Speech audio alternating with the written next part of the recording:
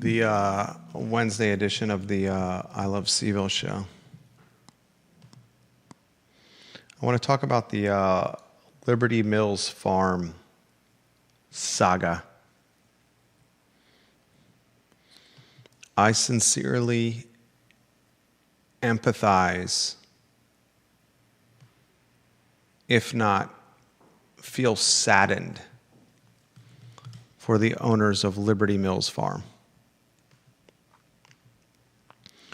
We live in this era where cancel culture and keyboard warriors are so quick to jump and rush to judgment that the small business owner may be more disadvantaged than ever, which is crazy because with digital and ubiquitous technology and affordable and approachable technology, you would think it would be the opposite.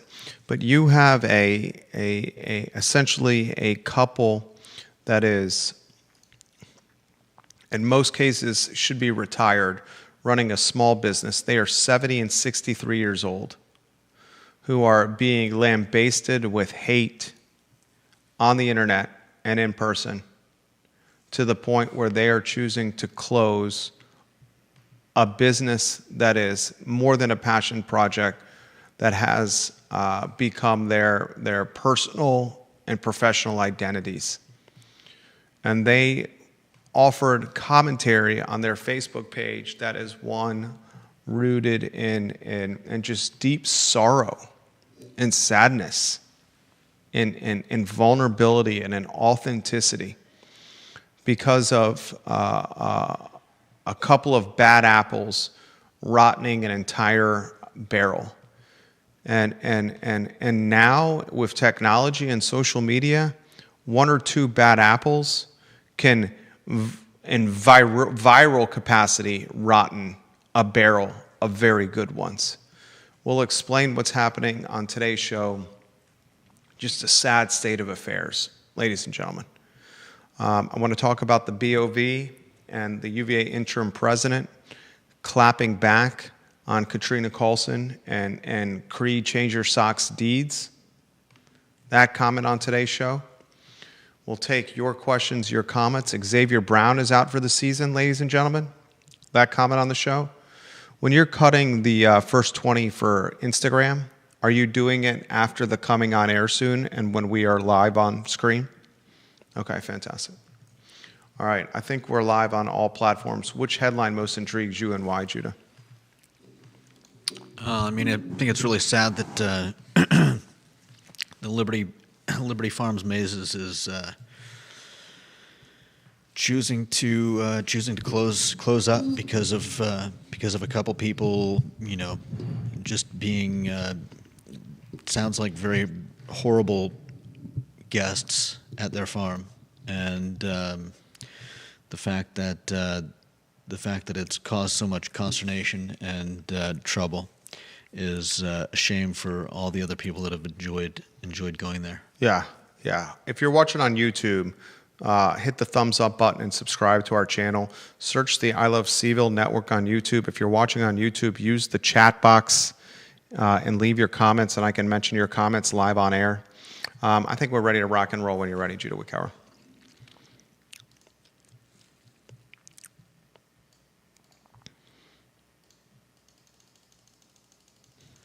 Quiet on the set.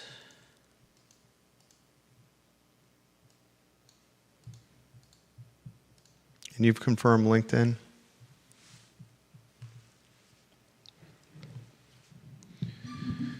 Welcome to the I Love CVille show, guys. My name is Jerry Miller. Thank you kindly for joining us on a Wednesday afternoon in downtown Charlottesville. A lot to cover on today's program, including the sudden, unexpected, and saddening closing of a local business that has, really become a part of a lot of people's lives. And ladies and gentlemen, Liberty Mills Farm announced their closing starting today. This is a popular corn, maize, and pumpkin patch, a business that's been owned and operated by Kent and Evie Woods, a husband and wife for 16 years. They're 70 and 63 years old, respectively. And they published within the last 24 hours a social media post that I've read a handful of times. If you haven't had an opportunity to read the post on the Liberty Mills Farms Facebook page, I encourage you to do so. It elicited a lot of feelings for me as a small business owner, someone who understands just the commitment and the blood, sweat, and tears and the focus, the what you give to run a small business. And for these people who are, by all accounts, they've run a business that is reputable and experiential and offered generational type of memories for patrons and customers. For them to go into the vault of feelings and authenticity to relay why they, in very sad fashion, are closing their business is a conversation that we need to have on today's show. The owners of Liberty Mills Farms have indicated that a very small portion of their vast customer base have encouraged, inspired, forced them to close their family brand right before the fall holidays in their busy time. And it's an indication of cancel culture and keyboard warriors having such an incredible impact in today's society due to a dubious social media algorithm that prioritizes cancel culture and keyboard warrior qualities instead of a 16-year history of blood, sweat, and tears. We'll unpack that on today's show, and I'm curious, you, the viewer and listener, what you make of this storyline.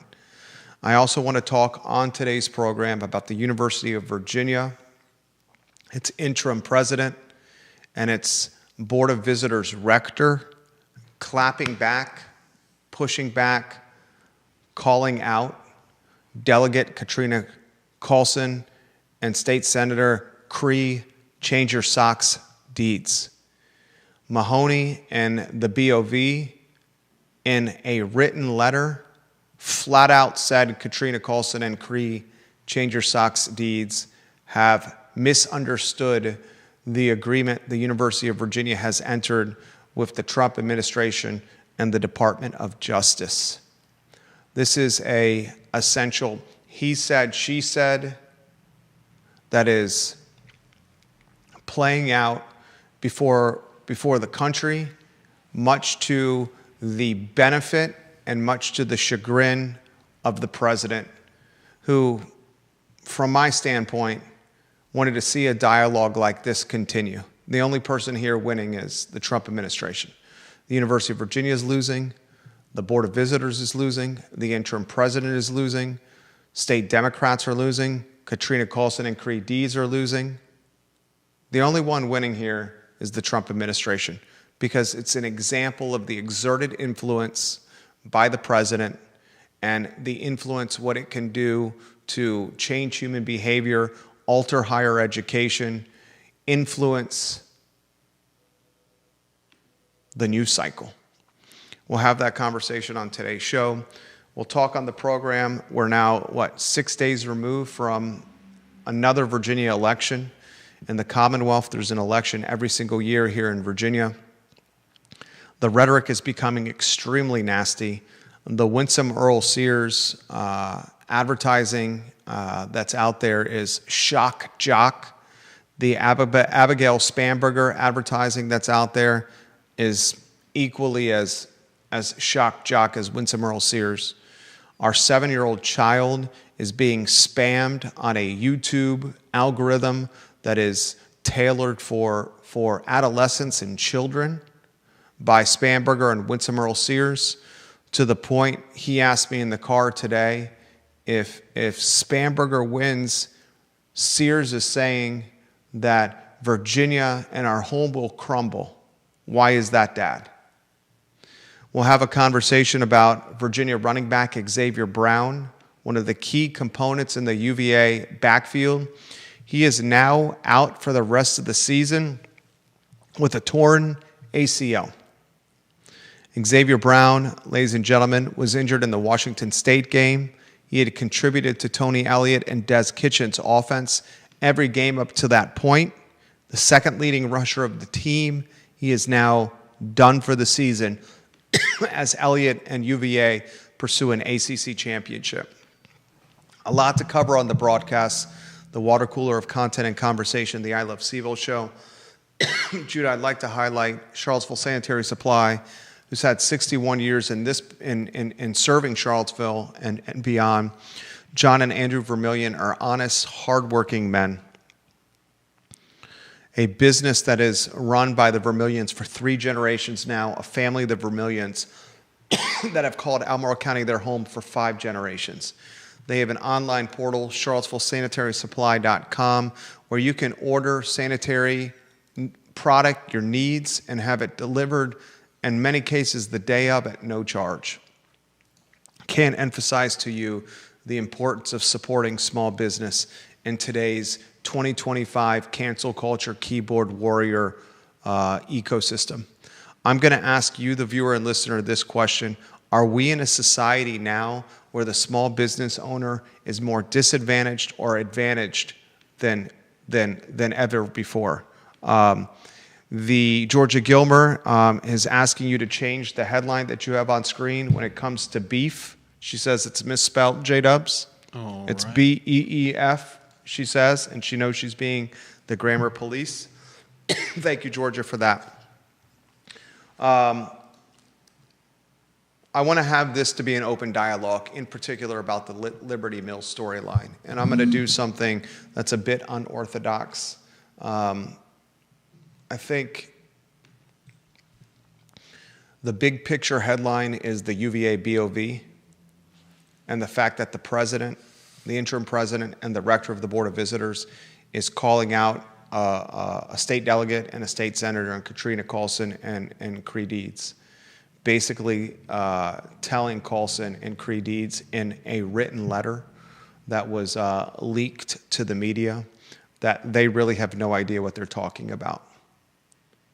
The BOV and the interim president have told Katrina Carlson and Cree Deeds that they've misunderstood the deal the University of Virginia has agreed to with the Department of Justice and the Trump administration. That's the big picture headline that moves the needle. I am going to do something a bit unorthodox, and we will lead the show with Liberty Mills Farms instead. We have lower thirds that we can put on screen. I like to go to the studio camera and weave you in with the 2-shot. And when we weave you in with the 2-shot, I'd like to first set the stage for the viewers and listeners of what's happening. This story has been, this social media post has been shared far and wide. I'm going to go to the Liberty Mills Facebook page, Judah, and I'm going to check the top post on their page to see how many times it's been shared. First, I see that Liberty Mills Farm has more than 17,000 followers, a substantial Facebook following. I see the post from 19 hours ago that's been shared 391 times. It has a like count of nearly 2,000 with more than 463 comments on it. One of our businesses, VMV Brands, is an advertising agency that specializes in digital, in social, and mobile media. We're the best in the region at that niche, and that's humbly, frankly accurate. When I see a Facebook post that has a following of a Facebook page that has a following of 17,000 followers, and a post on 19 hours ago that's been shared 391 times, has 463 comments and nearly 2,000 likes on it, I realized that this post probably has a virality factor of a couple 100,000 unique Facebook page impressions. It went so viral, ladies and gentlemen, this post, that it's become legacy media cycle news content and is leading today's show. In this post done by the owners, who are 63 and 70-year-olds respectfully, and have owned the business for 16 years, it's a 9 or 10 paragraph, 1, 2, 3, 4, 5, 6, 7, 8, 9, 10 paragraph post, and then Kent and Evie Woods signed the bottom of it. If you have yet to read it, please do. These owners highlight a customer interaction recently at their farm, which is family-owned and operated, located in Orange County, that features flower fields and the country's largest corn maze. An interaction that was maybe nasty at best, perhaps on the borderline of criminal at worst. After this interaction with customers who approached the owners of Liberty Mills Farm, got in their face, physical, allegedly knocking them over with phones that were pushed into their faces, then the customer base chooses to go online and attack the locally owned and operated business with Google reviews. We are left realizing or seeing a microcosm of cancel culture, keyboard warriors, and the negative impact cancel culture and keyboard warriors can have on small business and a couple that's invested 16 years of their life into making an experience for parents and kids, for husbands and wives, for extended family, for date afternoons and date nights, for memories to be made. Mm-hmm. The owners are so fed up with what happened, they said, we are closing, we're done, and we will reevaluate in 2026 whether we're going to open this business again. Judah Wickower, I have a lot to say about this as an owner of a handful of small businesses. I'm very curious of your take first, and then I will offer mine, that I will encourage you, the viewer and listener, to share your thoughts and perspective as well. I mean, it's tragic that that this happened to them. I think it's a shame that that they've decided that they're just not happy running this business anymore. And I think that's a part of, a part of us as a collective whole, not always being considerate, being entitled. I think it's a shame that this older couple had to deal with a group of unruly people who, by all accounts, weren't even drunk. They just didn't like a few things and escalated that into a mess. From what I've read, one sheriff involved more sheriffs. 3 eventually together asked the people to leave. And as you mentioned, at that point, they started inundating the business with 1-star Google reviews.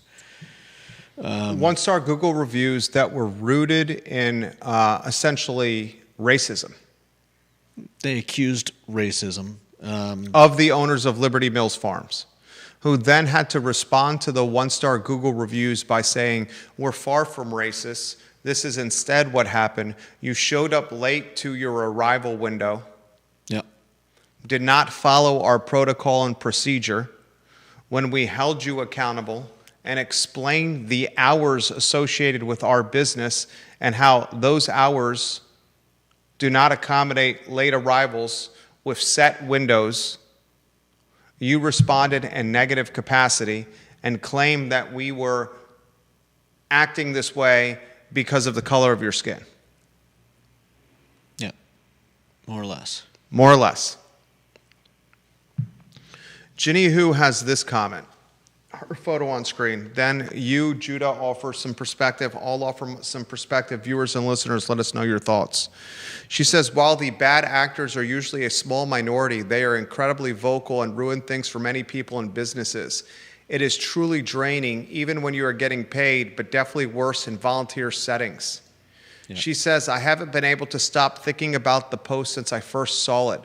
Showed it to my youngest this morning, and she immediately compared it to examples of how she has seen a few very vocal people trying to ruin fun local events. A young teen can see it for what it is. Yeah. We live in a society today where the immediacy of cancel culture and the immediacy of cancel culture through a tactic called keyboard warrioring is oftentimes the plan of attack when a paying customer does not get his or her way. And it leads me to ask you, the viewer and listener, this question. Is today's small business owner more advantaged than ever or disadvantaged than ever in business history? You can make cases for both. Advantaged, obvious. Technology is approachable, it's ubiquitous. What we have in our hands with these phones is better technology than the first trip to the moon. More powerful than the first trip to the moon. What we have in our hands can enable a small business and a brand to connect with the thousands, the tens of thousands, the hundreds of thousands, the millions, the tens of millions if you do it the right way.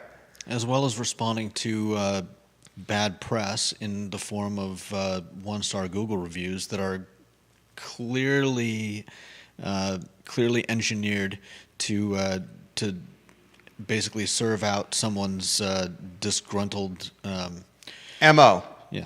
We live in a world where the small business owner can quickly put up an e-commerce store. The small business owner can quickly put up a Facebook and Instagram, Twitter, TikTok, YouTube. The small business owner can craft a message and dispatch and syndicate that message to thousands, if not millions of people whenever they want. Mm-hmm. And that is a powerful tool, and it's a tool for the most part, free. For free. You're watching a show and a platform that involves two guys from 12:30 to 1:30 talk their mind about a local community that has on YouTube 400,000 plus views, on Facebook even more than that, Twitter, LinkedIn, Instagram, all the social platforms. And it's two guys talking about a community. And we figure out a way with consistency of time and the local content that we discuss and analyze to create a business just around talking and streaming. But we also live in a world in 2025 where the small business owner is extremely disadvantaged. The small business owner is as much expected to run his or her business, the operations, the receivables, the payables, the human resources, the management, the openings, the closings, the inventory, the customer satisfaction. The business owner must also be a content creator. The business owner must also manage his or her digital brand or hire somebody like us to do it on their behalf, has to respond to Yelp reviews, Google reviews, Facebook reviews, Amazon reviews. Mm-hmm. Expected to be on 24/7, 365, can't have any kind of slip. If they do have any kind of slip of judgment, whether actual or made up, they then fear that the customer they had that slip of judgment, whether actual or made up, is going to rush to the internet and call them a racist. And that's what's happening with Liberty Mills Farm. There's a restaurant in the downtown mall, Maru, the Korean barbecue restaurant. that's going through a world of SHIT right now. Yeah. There's a gentleman who I respect tremendously. I hope he hears this, Ty Cooper. I know Ty Cooper. I respect Ty Cooper. I've had many conversations with Ty Cooper. He's been on the I Love CVille show. The Ty Cooper that I know who is claiming on his social media page, on his Facebook page, that has been widely shared, that has gone absolutely viral, that has elicited a response from Maru. Ty Cooper is claiming that Maru absolutely racist to him because of the color of his skin. Guess what? I personally know Ty Cooper, and I would bet you in this particular circumstance that Ty Cooper is exactly right. Ty, I hope you hear this. And why I'm basing this Ty Cooper is exactly right message is because I've had personal interactions with Ty. I know who he is as a man. I know where he comes from. I know what he's about. I know that he's a small business owner. I know that he's not quick to offer commentary like this on his Facebook page because he's a small business owner himself.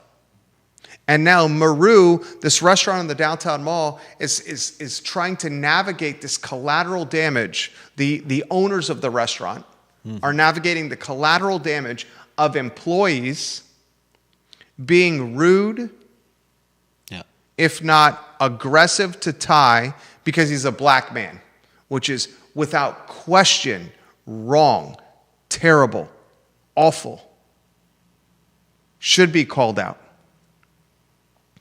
The owners are in this position because employees were either poorly trained, because employees woke up on the wrong side of the bed, because employees, maybe at heart, they are racist.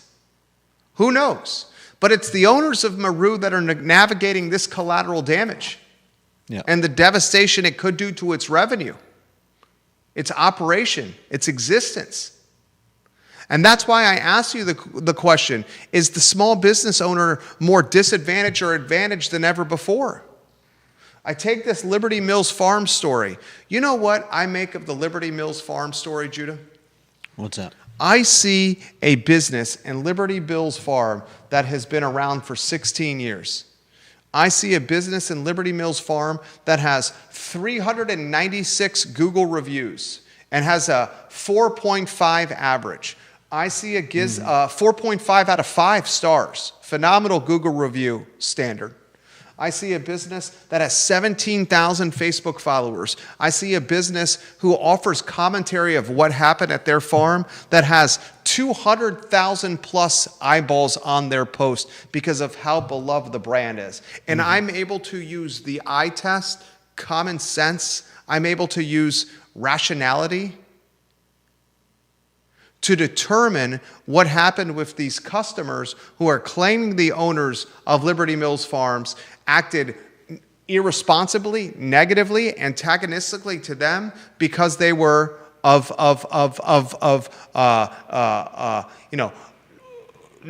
the right skin color. And I'm able to determine by all these KPIs, these key performance indicators, that the Liberty Mills Farm couple did not do this. Yeah. That they did not do it. And the Ty Cooper scenario with Maru, there's no doubt in my mind that an employee or employees at Maru wronged Ty Cooper. What further reinforces that statement is Maru apologized in their Facebook post for the behavior of their employees. Yeah. With the Liberty Mills Farm post, it was at its essence a 70-year-old man and a 63-year-old woman having to fight for their name and their character online.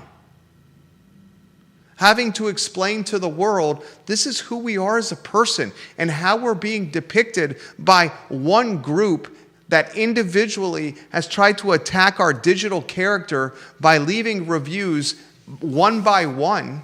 Yeah. It's not just tarnishing our company, our brand, our image, but is hurting us as humans.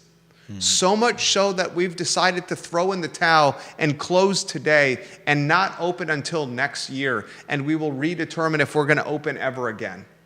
the country's largest corn maze, and a business that has been providing experiences for customers for more than 16 years. This is a microcosm. These two examples, a microcosm of cancel culture, a microcosm of keyboard warriors. In the case of Ty Cooper, justified. In the case of Liberty Mills Farm, unjustified.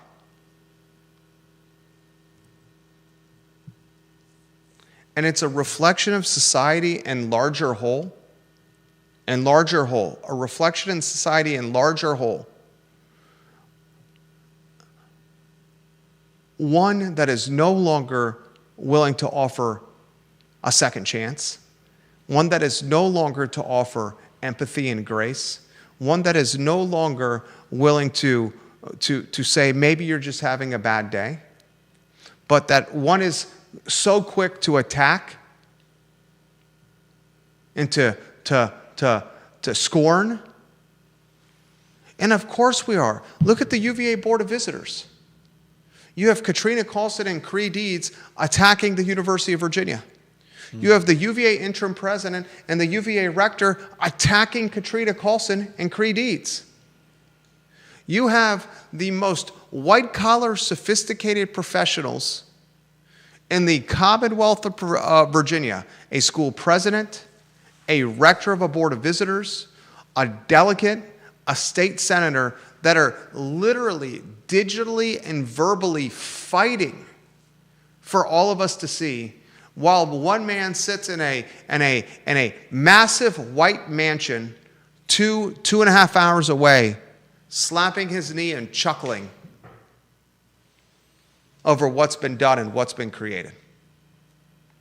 UVA is losing in this battle of optics. Katrina Carlson's losing in this battle of optics. Cree Deeds is losing in this battle of optics. The rector is losing in this battle of optics. The Board of Visitors is losing in this battle of optics. Maru is losing in this battle of optics. Liberty Mills Farms is losing in this battle of optics. The customers that antagonized, borderline attacked the 70-year-old and 63-year-old owners of Liberty Mills Farms are losing in this battle of optics. The only person that maybe has gained a little bit in this battle of optics is Ty Cooper. And still, if you read the comment section of his Facebook page, he's facing incredible ignorance and hate from people who are basically calling him a liar. The only person that's won in this entire battle of optics is a second-term president that is so narcissistic, he loves being in the news cycle, whether good, bad, or ugly.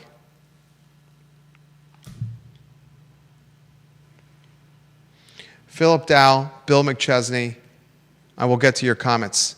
Janice Boyce Trevelyan, I will get to your comments. Logan Wells Clalo, Jason Noble, Georgia Gilmer, I will get to your comments. Deep Throat, I'm going to get to your comments. John Blair, I'm going to get to your comments. We have legitimately print, radio, and television watching the program, including print from Charlottesville, Crozet, Richmond, and Waynesboro on the show right now.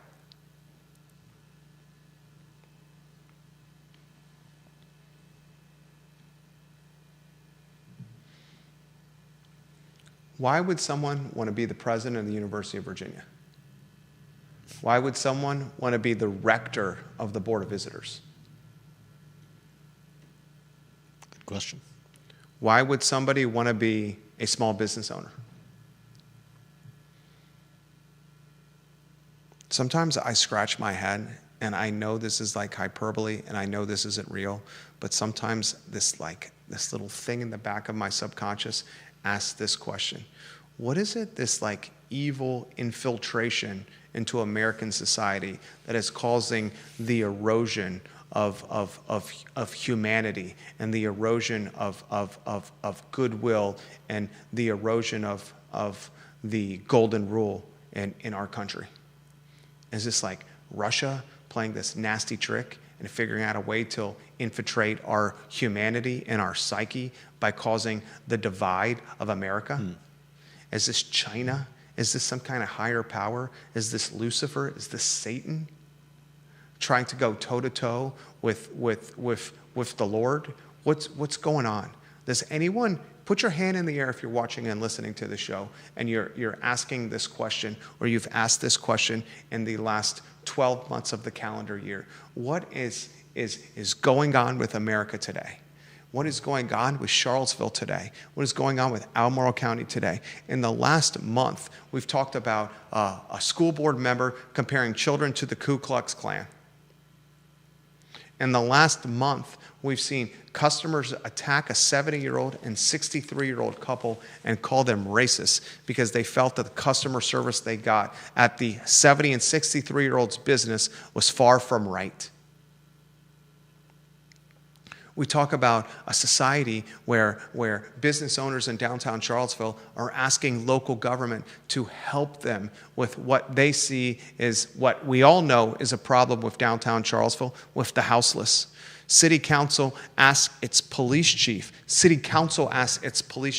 to present a no sheltering in public place ordinance, no storing your personal belongings in public space ordinance, only to have 100 activists rip apart the chief of police as if he's Thanksgiving turkey and call out the head of the Downtown Lobbying Business Association as if she was Joseph Stalin or Adolf Hitler. And then 5 city councilors watch this all unfold and say nothing about them being the reason the ordinance was presented in the first place. We live in a society where public schools have become political battlefields. Public schools have become landmines for transgender, for DEI, for funding and capturing and maintaining and raising funding and the 6-figure jobs that go with it, instead of what is best with little Johnny and little Jennifer and helping them meet academic standards, reading, writing, arithmetic in the 3rd grade. And do we all chalk it up to, this is the society we live in, where social media and Facebook and Twitter and TikTok and Instagram prioritize an algorithm where nastiness and hate and divisiveness is upvoted or pushed forward in the newsfeed? And empathy and kindness and love and goodwill and the golden rule are downvoted or buried in the newsfeed? Did you, viewers and listeners, do you know this? That Yelp, the review platform, Yelp, it's a for-profit business. They have sales representatives that call the business owners that have Yelp profiles. And they tell the business owners that have Yelp profiles that if you want the good reviews that are on Yelp to be positioned atop your Yelp profile so customers can see and read these good reviews and then patronize your business, you have to give us money. And if you don't give us money, we are going to position the bad reviews that are negative about your business atop your profile so potential customers can see the nastiness and not the good. We live in a society where you can get on Reddit. I saw this with a local business owner that we do business with, okay? And this local business owner, he's watching the program. He offers commentary about politics and current events, but his handle on Reddit is tied to the name of his business. And his commentary, which is honest and from his heart, on what is essentially, Reddit is what? A bulletin board. It's a digital bulletin board where people can offer a chain of comments on a topic. It's a digital water cooler for people to talk. And 99% of the cases, the commentary is offered anonymously. Yeah. Our particular client that we work with, who I know is a good man, I suggest him to other clients and other folks in this community. He is a good person. He offered some commentary, and then immediately Redditors attacked him on social media and on Google. And they hadn't even patronized his business. Is cancel culture and keyboard warrior tactics going to be the end-all and death-all of humanity and civilization? Worse What's next?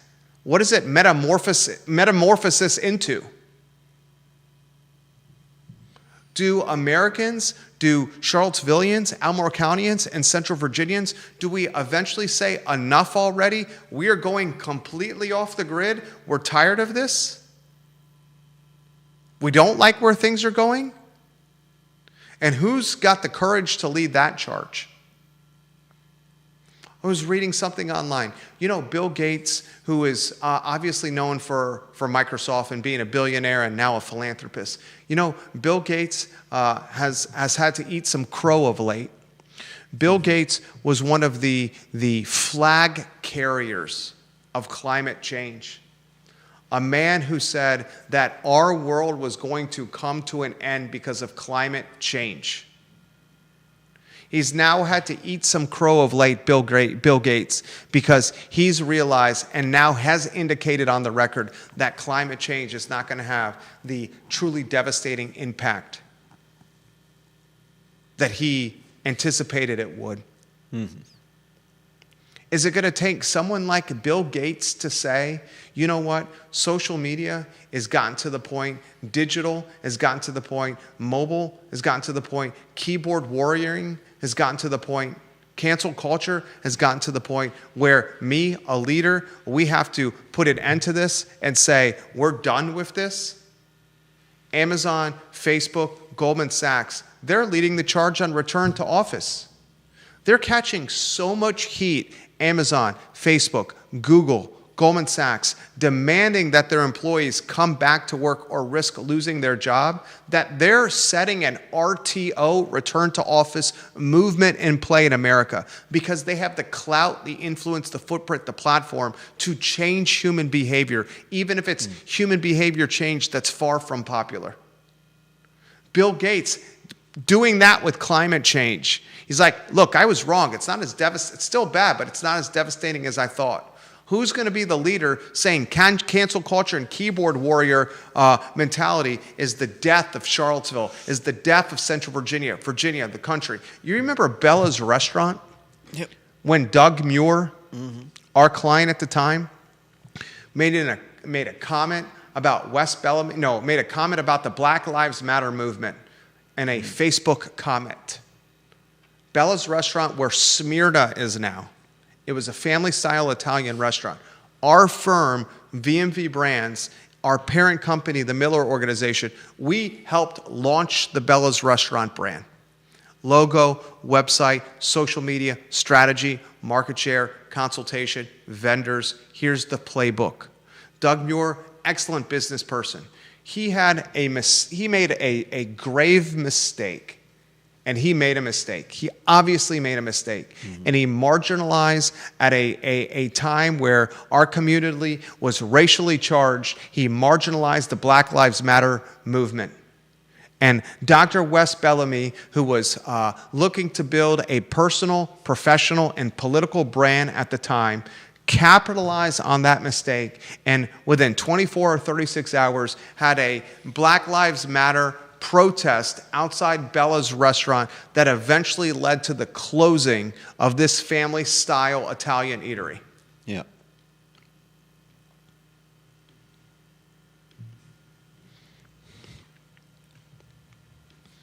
Comments are coming in quickly.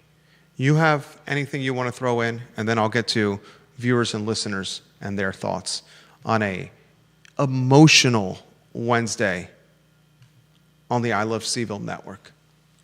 There's a 70-year-old and a 63-year-old right now that are sitting in their home, fearful to leave,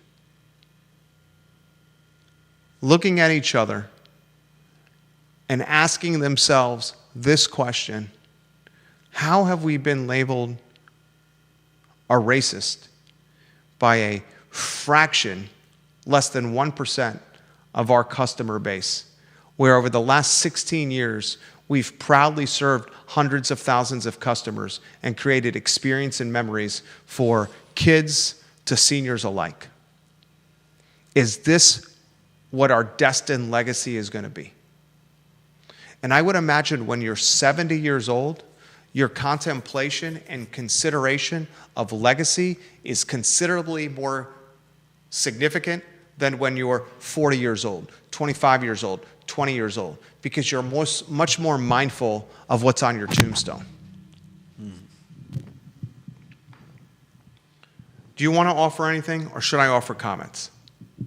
Go ahead with comments. John Blair's photo on screen. Our interracial family, John Blair says, as well as another family of Asian descent, went to Liberty Mills Farm last year. All of us had a great time. I'm sorry to hear about the closure. The corn maze was an absolute blast. Nice. Deep throat. On Liberty Mills, I was encouraged to see, even on Reddit, that people push back against the complainers. Their review sounded like the ravings of entitled idiots, and the commentary said the TraMU algorithm, and so he solved it very fast. But he said a lot of people seem lost to the point of frustration. Ginny Hu says she asks on a daily basis, if not an hourly basis, what is wrong with our society right now? Derek Bond, an owner of a small business and a man I respect tremendously. You hit the nail on the head, Jerry. It's called sin. And it's the devil leading the charge in our society. Derek Bond, it's the breakdown in society moving more away from God and more toward themselves and what they desire. Philip Dow, you are seeing this issue in the government shutdown. He says he worked with Doug's wife. The Muirs were wonderful people. I know Doug's wife, Valeria. Doug Muir's wife. Both Doug and Valeria, fantastic people that employed a lot of people. He made a mistake in judgment. He was wrong in a racially charged period of Charlottesville to offer commentary about the Black Lives Matter movement. And that cost him his business. Yeah. Janice Boyce Trevelyan. I think the bigger issue here is a 70 and 63-year-old felt physically threatened by these folks enough to close a 16-year-old business. 100%. And that's why I led my commentary with borderline criminal.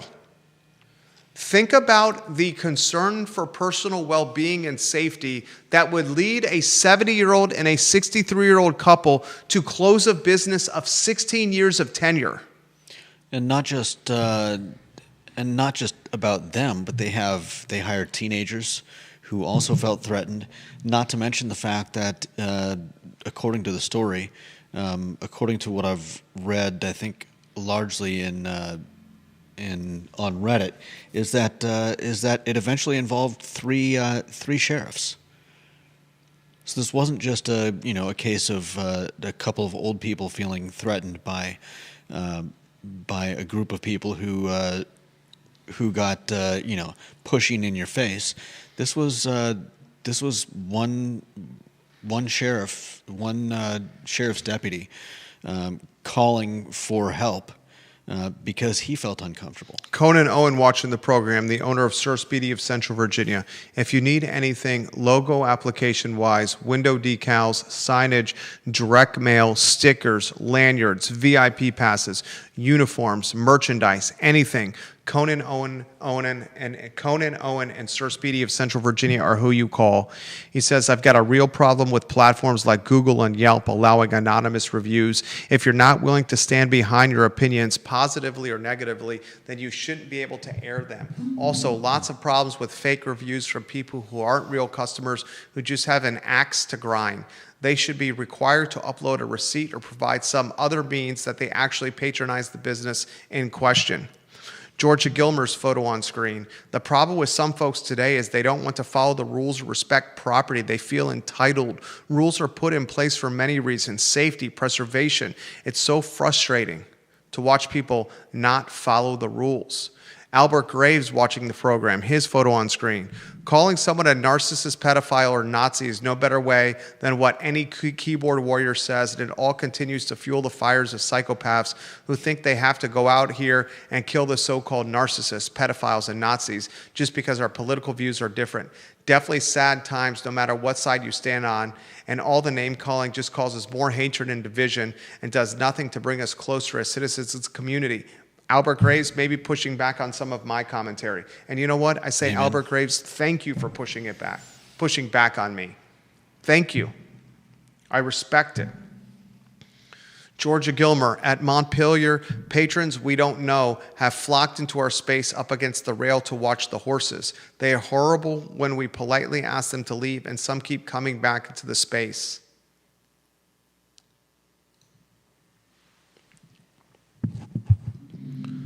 Comments coming in quicker than I can keep up with on a emotionally charged Wednesday version of the I Love CVille show. If there's one thing that I think AI will do well, it's I think muting these types of incidents. Once it's grown enough, I think it will help to quickly parse situations like this, where and obviously it's not going to help anyone who was actually there at the time of the confrontation, but in the aftermath, I think with things like Yelp and Google reviews, AI will help to sort through which are hammed up for because of emotion, and which are are accurate claims.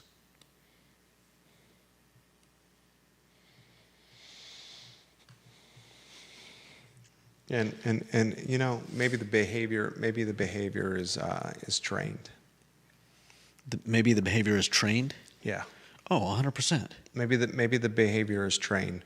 You think about the students that have matriculated through the University of Virginia over the last few years. What if the students that have matriculated over UVA over the last few years seen firsthand? They saw a couple years ago, 2-3 years ago, less than 3 years ago, a football player kill 3 other football players and shoot 2 others. And then they watched the university do whatever it could to hide the trail of malpractice and the trail of malfeasance and the trail of deceit and the red flags that were present before the mass murder. That's trained behavior. That's UVA showing its students how to act, how to train, how to hide or disguise, or how to smoke and mirror murder. They've watched over the last few years a CEO of UVA Health bully and backroom deal and extort and leverage and white-collar racketeer, the type of tactics you see on the streets of Boston or Philadelphia or Manhattan with La Cosa Nostra, but he's doing it without guns and three-piece suits and brass knuckles and drive-by shootings, and instead he's doing it with white lab coats and stethoscopes, and he's doing it with medical charts, and he's doing it by looking at people and intimidating them by keeping promotions from becoming reality. And the crazy thing about Craig Kent, and if you really dig deep into this lawsuit, there's a piece of that lawsuit in the height of COVID. You look into the paperwork that is readily available online, the lawsuit with the Kenner Prize that's claiming and alleging that Craig Kent and his lieutenants white-collar racketeered the UVA health system for so long and so dangerously that 2 people's deaths are directly tied to their white-collar racketeering.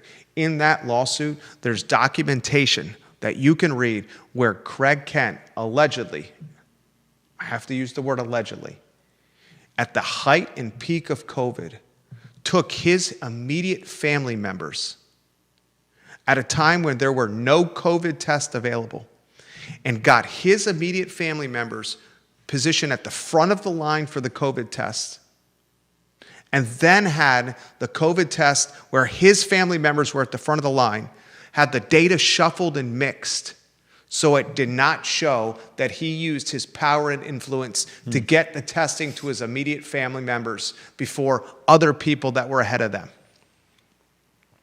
We live in a world where, and this is in the lawsuit, you can find this, ladies and gentlemen. We live in a world where the CEO of a health system allegedly took his immediate family and put them at the front of a line for a COVID test at a time where there were not COVID tests readily available, at a time where his immediate family did not meet the criteria, age, health factors, that indicated they should get the test right now. And then he tried to hide it, according to the lawsuit. Yeah.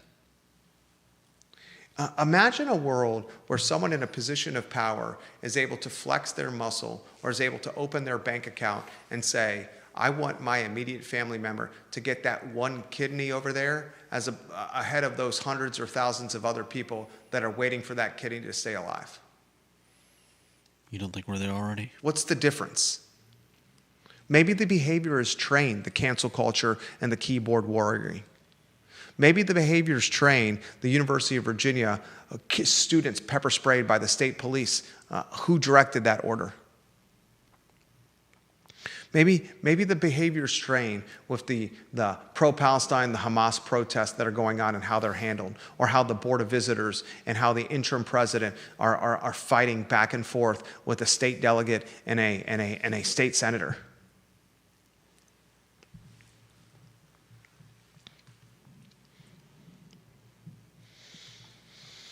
And it really puts things in perspective at the 129 marker about an injury to Xavier Brown where he has a torn ACL and he can't play the rest of the football season. I love football.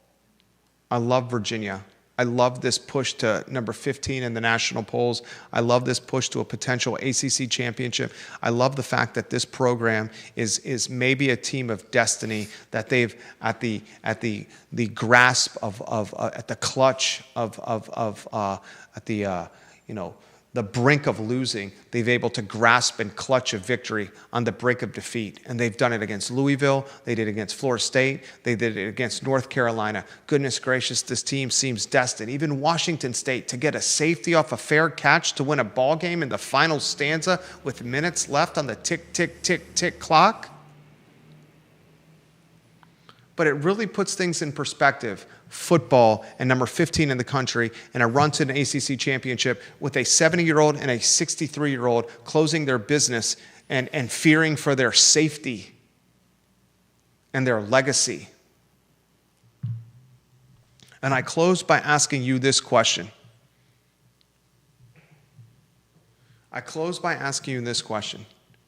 Today, in 2025, going into 2026, 6 days removed from an election, 6 days where we're seeing some of the nastiest of political advertising possible. My kid asking me in the car today, if Abigail Spanberger wins, Winsome Earl Sears is saying that we will go to fall victim to the wolves of Virginia. What does that mean for me, Daddy? That's the ads that are running on YouTube in an algorithm for children. Our 7-year-old, second grade, saying, if Spanberger wins, Sears is saying that we're going to fall victim to the wolves. What does that mean for me, Daddy?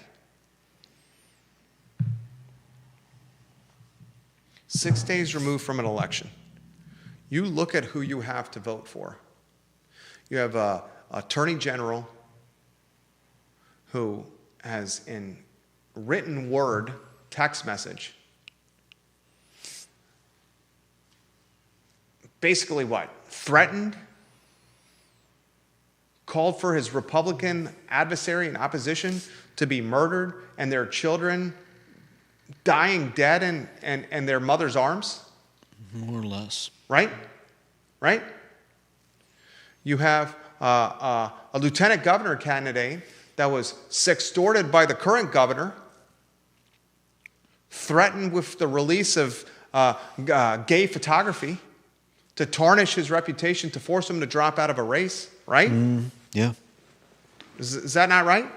Yeah. Yeah. They purportedly had photos that they threatened to release if what, he didn't drop out? You had on a local election, school board, the winning candidate create a burner account website to tar and feather another candidate,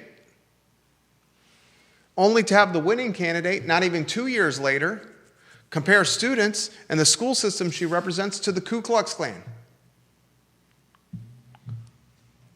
And when you're left on Tuesday, when you're at Tuesday looking at these polls, because I'm going to bring my kids, my wife and I will bring our kids, because we do every voting every time. And when we're looking at the polls, I'm going to do this. I'm going to look at my ballot and be like, Jesus, this is who I have to vote for.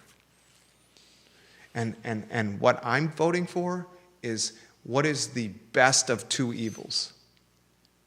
Not which candidate will best lead me, my family, our friends, and our business. I'm going to literally look at the ballot and I'm going to say, which of these two candidates is the least evil? Far too often that's the case. And then I will cast my vote. The Wednesday edition of the I Love CVille show. Judah Wickower and Jerry Miller.